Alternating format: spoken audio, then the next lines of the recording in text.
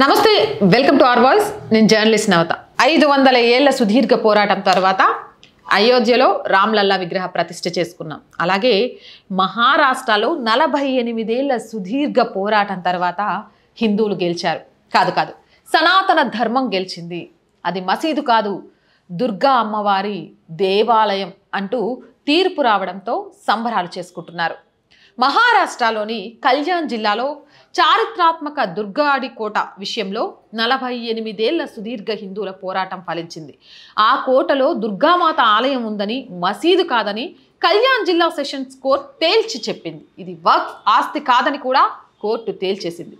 ఈ స్థలం ఛత్రపతి శివాజీ మహారాజ్ కాలం నుంచి మసీదు అని, ఇది వక్ఫ్ ఆస్తి అని మజ్లిస్ ఈ ముష్రివీన్ మసీద్ ట్రస్ట్ క్లెయిమ్ చేస్తూ వచ్చింది.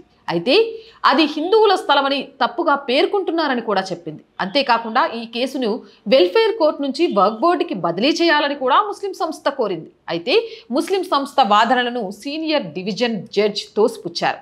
ఈ కేసు 50 ఏళ్లుగా కొనసాగుతుందని హిందూ మంచ్ అధ్యక్షుడు పిటిషనర్ దినేష్ దేశ్ముఖ్ పేర్కొన్నారు. ఈ విషయాన్ని మీడియాతో పంచుకున్నారు.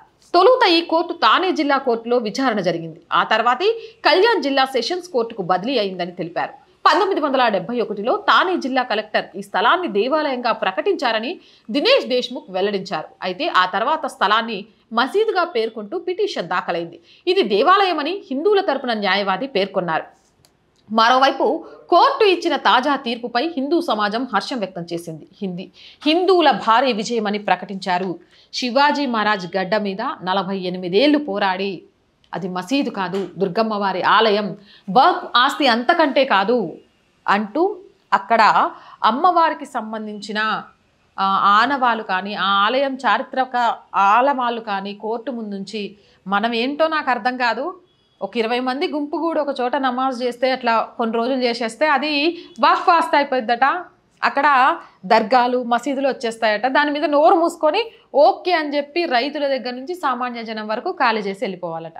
కానీ కొన్ని వందల ఏళ్ల క్రితం అక్కడ ఆలయం ఉంది అని నిరూపించుకోవాలంటే మాత్రం మన దేవి దేవతలు తీసుకెళ్ళి కోర్టులో నిలబెట్టి సర్వేలు చేయించి అప్పుడు కూడా ఇక కొంతమంది వేసిండ్రు కదా, ఇలాంటివి కింద కోర్టు తీర్పులు ఇవ్వద్దు, పై కోర్టుకు వెళ్ళాలి, మతాల మధ్య చిచ్చు అయిద్దని, వాళ్ళు ఏదైనా అహింసకు పాల్పడ్డా నోరు మూసుకొని కోర్టు ఏం తీర్పు చెప్తుంది అని ఎదురు చూడాలి.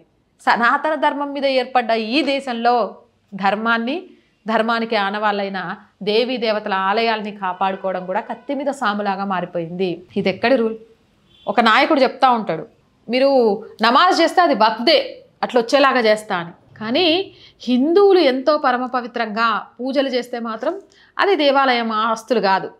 ఈరోజు ఎప్పుడు పుట్టిందో తెలిసిన ఒక మతానికి భారతదేశంలో హయ్యెస్ట్ ఆస్తులు ఉన్నాయి. అసలు ఎప్పుడు పుట్టిందో ఎప్పుడు అంతమవుతుందో తెలియని ధర్మానికి మాత్రం ఏ హక్కులు లేవు. కనీసం సనాతన ధర్మ బోర్డు ఏర్పాటు చేయాలన్న ఆలోచన కూడా లేదు. మరి ఈ విషయంలో కేంద్రం ఏం చేస్తోంది? కోర్టులు చట్టాలు ఎందుకు మారట్లేదు? ఒకప్పుడు రాజ్యాంగంలో ఎమర్జెన్సీ టైంలో తమకు అనుకూలంగా రాజ్యాంగ సవరణలు ఇష్టం వచ్చినట్టు చేసుకున్నారు. కానీ ఈరోజు ధర్మాన్ని దేశాన్ని రక్షించడానికి రాజ్యాంగ సవరణల విషయంలో ఎందుకు ముందడుగు వేయట్లేదు? ప్రజలకు ఎందుకు భరోసా ఇవ్వట్లేదు? హిందువుల్లో ఎందుకు ధైర్యం నింపట్లేదు అనేది అర్థం కాని విషయం. అయినా నింపినా నింపకపోయినా పోరాడితే పోయేదేముంది, బానిస సంఖ్యలు తప్ప. శివాజీ మహారాజ్ గడ్డ మీద నేర్చుకున్నారు.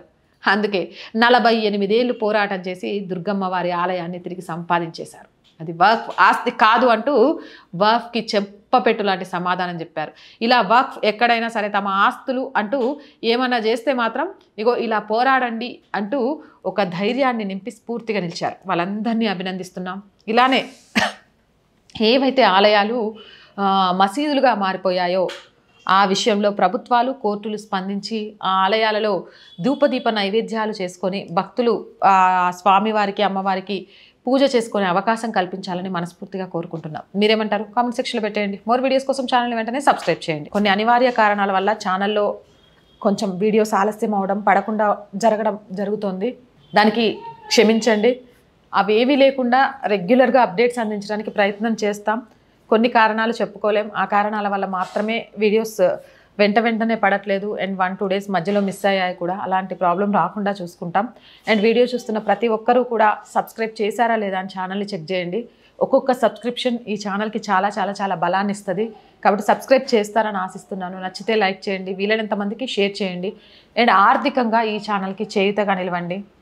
ఆర్థిక చేయూత లేకుంటే మేము ఎంత అడుగులు ముందుకు వేసినా అవి వెనక్కే వెళ్ళిపోతున్నాయి. కాబట్టి ఆర్థికంగా కొంత స్థిరత్వం, ఒక ఆఫీసు, ఇంకా కొన్ని ఎంప్లాయ్ రిక్రూట్మెంట్ విషయంలో, వీటన్నిటి విషయంలో చాలా సమస్యలు ఎదుర్కొంటున్నాం. మీరు చేసే ఒక్క రూపాయి సహాయం కూడా ఈ ఛానల్ని నిలబెట్టాలి అని మా తపనకు ఉపయోగపడుతుంది. ఆర్థికంగా చేయూతను అందించాలి అనుకుంటే సబ్స్క్రిప్షన్ పక్కనే జాయిన్ అనే బటన్ ఉంటుంది.